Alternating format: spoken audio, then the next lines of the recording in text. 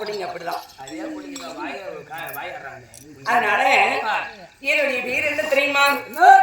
சரணந்த ராஜனுக்கும் ஏழாவது வனத்தில் வாழ்ந்து வரக்கூடிய சரணந்த ராஜனுக்கும் எங்கள் தாயாரில் எங்களுடைய சாந்த சுந்தரி அம்மையாருக்கும் ஏழாவது பிள்ளையாக பிறந்ததனால் எனக்கு ஏழுக்கண்ணி. ஏழக்கண்ணி எழில் கண்ணி என்று சொல்வார்கள். எழில் எழில் தமிழ்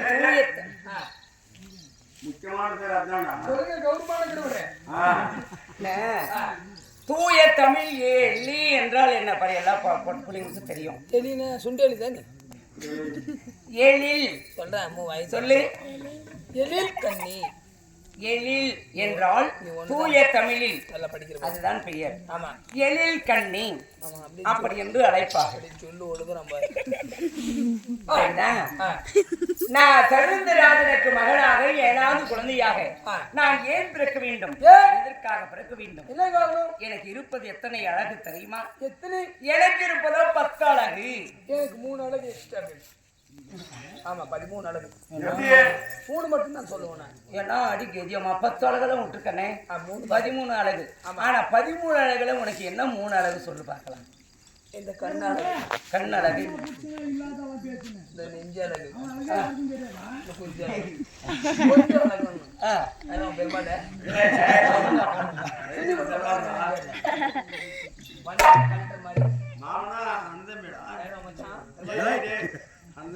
அதனாலே 3 கழகு என்ன?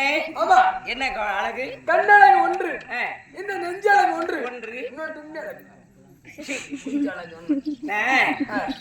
இப்படி எழில் கண்ணி என்றால் எனக்கு 10 அழகு. அந்த 10 அழகு ஏன் பிறந்தேன்?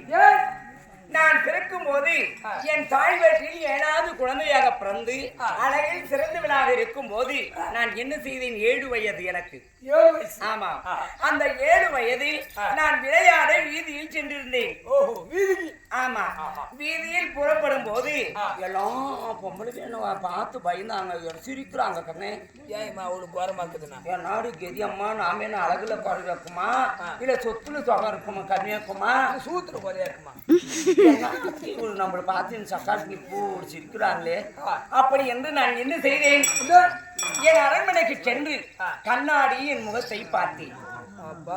கண்ணாடியில பார்த்தாதான் தெரியும். அந்த கண்ணாடியில் பார்க்கும் போது என் அழகு எனக்கே பொறுக்கவில்லை. 10 அழகு இருக்குது. எல்லாருக்கும் எதுமா இவ்வளவு அழகு நம்ம பிறந்துட்டு இருக்கிறோமே. அப்படி நான் என்ன செய்தேன்? நீ பாக்குற கண்ணாடியில உன் மூஞ்சிய. அப்படி என்ன செய்தேன்? நமக்கு திருமணம் ஆகக்கூடியவர் நம்மை விட 2 அழகு மென்மேல் இருக்க வேண்டும். சரிதான்? அப்படி என்று என் கணவருக்கு நான் ஆசைப்பட்டேன். 7 வயசுல கிளம்பிட்டு டூட்டிக்கு. என் புருஷ மேல ஆசைப்பட்டேன். சொத்துக்கு நான் அழல. அதாவது எல்லா பொருள்களையும் எப்படி நினைப்பாங்க? கையில் இருக்க பொருளை விட கண்ணு கேட்ட கணால் முக்கியம். அதை விட படிச்சவனோட வாழ்றதோட மனதுக்கு பிடித்திருக்கணும். அப்படி என்று மனதில் இதை நாயகர் ஏற்றுக்கொள்ள வேண்டும் என்று நான் என்ன செய்தேன் தெரியுமா? அரகரா சிவா என்று கைலமலை நோக்கினேன். கைலமலை எங்க இருக்கிறது? கிருஷ்ணகிரி பக்கம். இமயமலை, வெள்ளிங்கிரி, சிவபெருமானுடைய வாழைய நாடு. உலகத்தில் மிகப்பெரிய மலை எது? இமயமலை.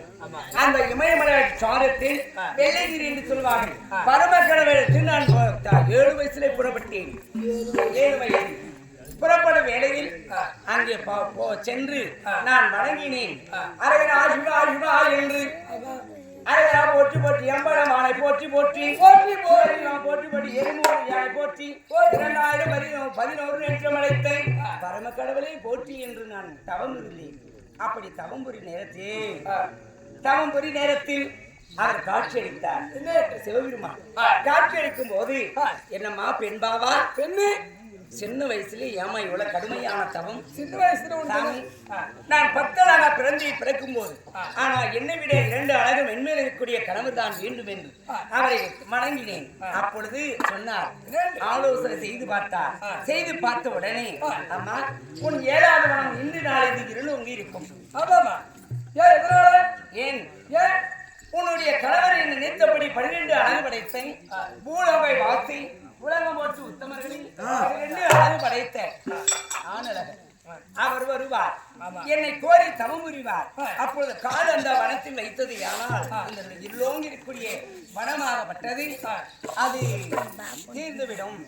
உன் கணவர் என்று நீ தெரிந்து கொள் அப்படி என்று சொன்னார்.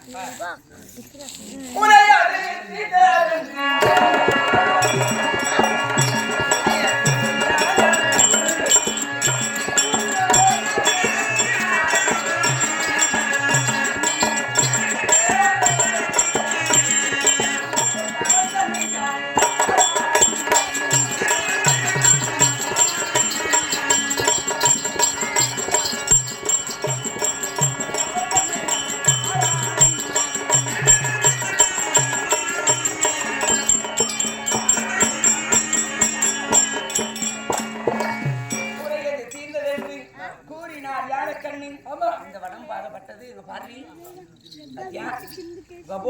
இருந்துச்சு. அங்க இருக்கக்கூடிய வனமாகப்பட்டது. என்ன பண்ற? இங்கெல்லாம் வைக்கக்கூடாது. கை காம்பவுண்ட் சொல்லணும். அதோ பார் வெளிச்சமாகிவிட்டது. அன்று கொடுத்தவரும் இன்று நல்ல படித்ததோடி ஆனழக தன்னைக்கான இந்த ஏழைக்கடி வந்துக்கிறேன். இப்ப எனக்கு என்ன வயசு தெரியுமா? என்ன வயசு? 16. ரெடி பண்ணிடலாம். பருவமடைந்த பெண்ணாக இருக்கிறேன். உனக்கு அந்த மாப்பிள்ளை பாருங்க.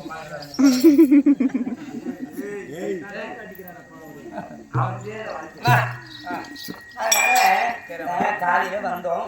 அங்க தவுசாடிட்டு இருந்தோம். அங்க இருந்து போன் போட்டாங்க. வந்தோம். போதும் கடை கட்ட